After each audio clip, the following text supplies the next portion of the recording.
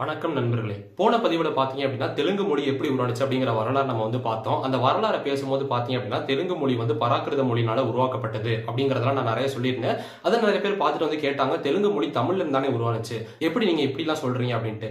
அதாவது பாத்தீங்க அப்படின்னா நம்மளுடைய சேனலை வரிசையா ஃபாலோ பண்ணிட்டு வரவங்களா இருந்தா கண்டிப்பா தெரியும், நம்ம ஒரு மொழியை பத்தி ஒரு வரலாறை பத்தி பேசுறோம் அப்படின்னா சும்மா ஏதோ ஒரு விஷயத்த சொல்லிட்டு நம்ம போக போறது கிடையாது. அதை தெளிவா ஆராய்ஞ்சு ஆதாரப்பூர்வமா பேசணுங்கிற நோக்கத்தோட தான் பேசுறதே தவிர, நான் சும்மா தமிழ்ல இருந்து தான் தெலுங்கு வந்தது அப்படின்னு நான் சொல்லிட்டேன் அப்படின்னா அது தமிழுக்கு பெருமை கிடையாது. தமிழ் மொழியிலிருந்து தெலுங்கு வந்ததுங்கிற ஆதாரப்பூர்வமான தகவலோட நான் பேசினாதான் தமிழ்னா எனக்கும் பெருமை, தமிழ் மொழிக்கும் பெருமை.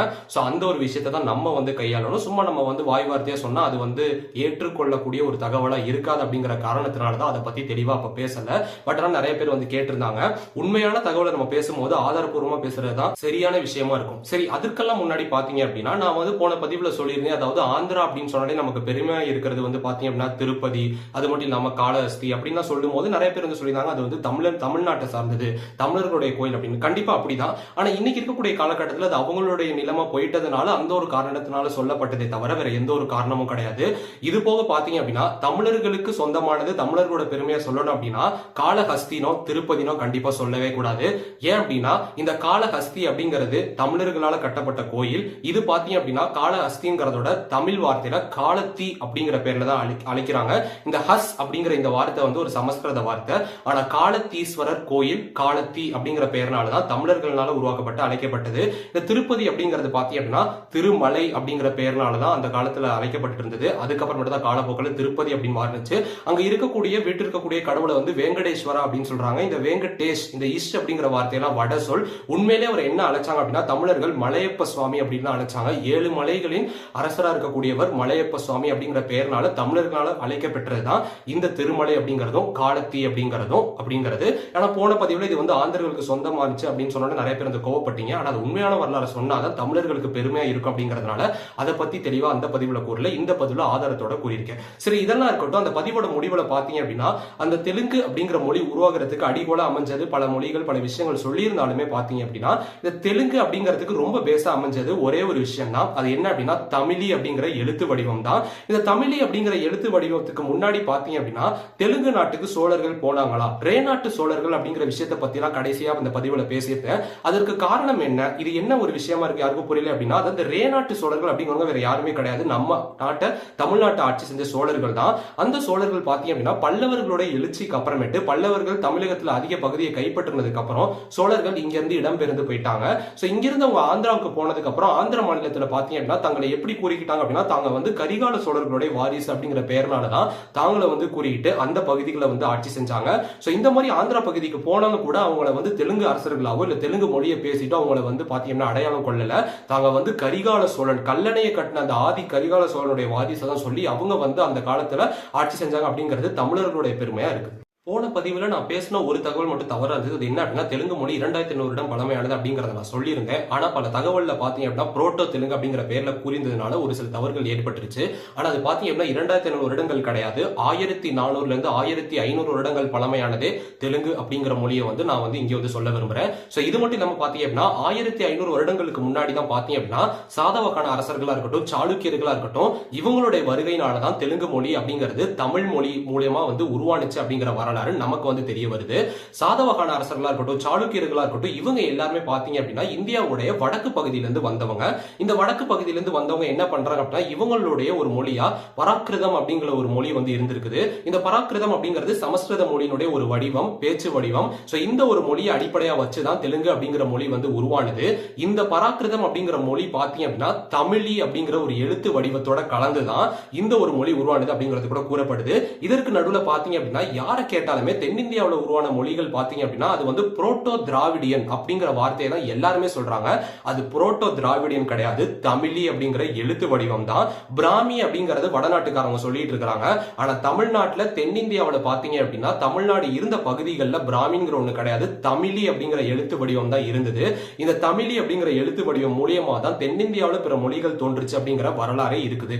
இதற்கெல்லாம் ஒரு முக்கிய ஆதாரமா தெலுங்கு மொழி எப்படி தமிழி அப்படிங்கிற எழுத்திலிருந்து உருவானது அப்படிங்கிறதுக்கான ஆதாரமா என்ன இருக்கு அப்படின்னா தெலுங்கு மொழி உருவாகிறதுக்கு முன்னாடி பாத்தீங்க அப்படின்னா அந்த இடத்துல ஆந்திர பகுதிகளில் தமிழ் பேசப்பட்டு வந்துட்டு இருந்தது. சோ அந்த பகுதியில பார்க்கும்போது கிபி 78 இருந்து 114ஆம் ஆண்டை சார்ந்த சாதவாகன அரசர் காலத்து நாணயங்கள் வந்து கிடைச்சிருக்கு அப்படின்னு சொல்லப்படுது.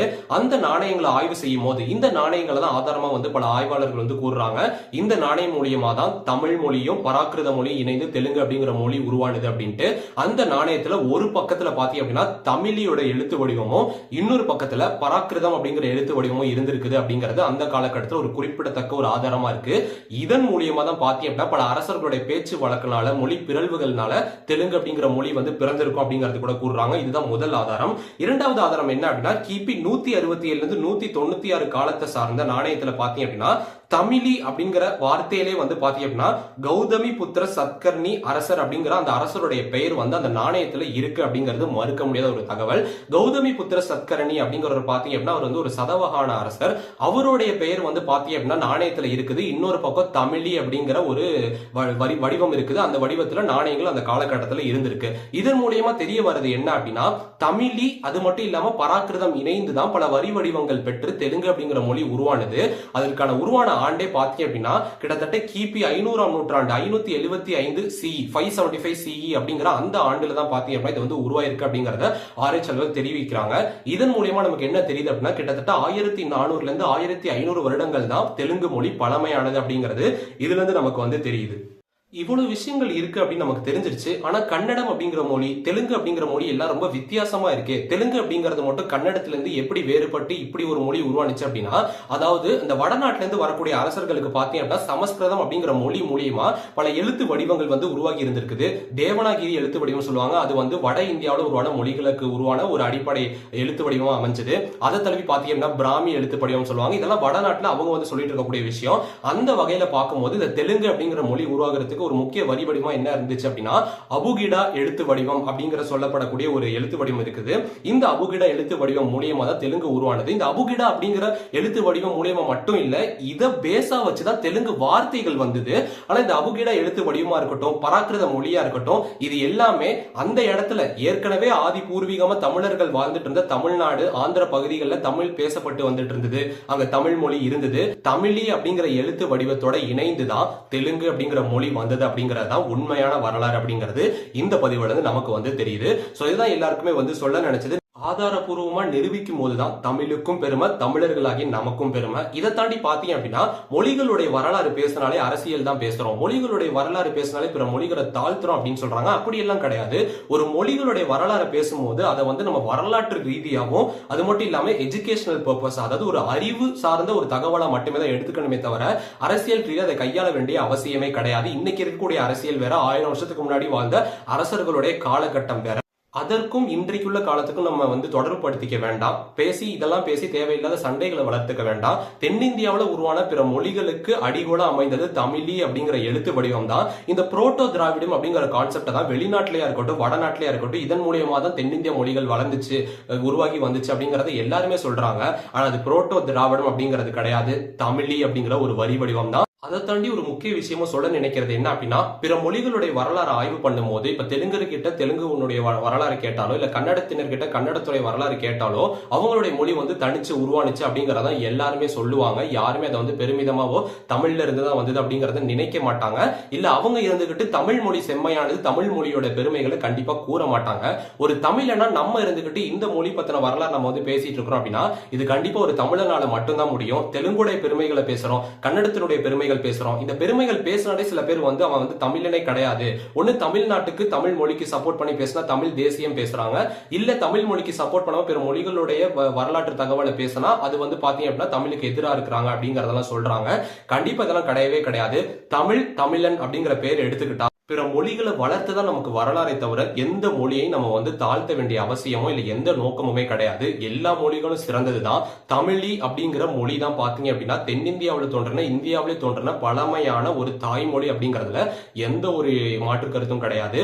தமிழியை பத்தி இன்னும் வரக்கூடிய பதிவுகள்ல தெளிவா நம்ம வந்து ஆய்வு செஞ்சு பேச போறோம். இந்த மாதிரி பல வரலாற்று தகவலை தெரிஞ்சுக்கணும்னா குறி யூடியூப் சேனல் சப்ஸ்கிரைப் பண்ணுங்க, ஃபாலோ பண்ணுங்க. தேங்க்ஸ் ஃபார் வாட்சிங்.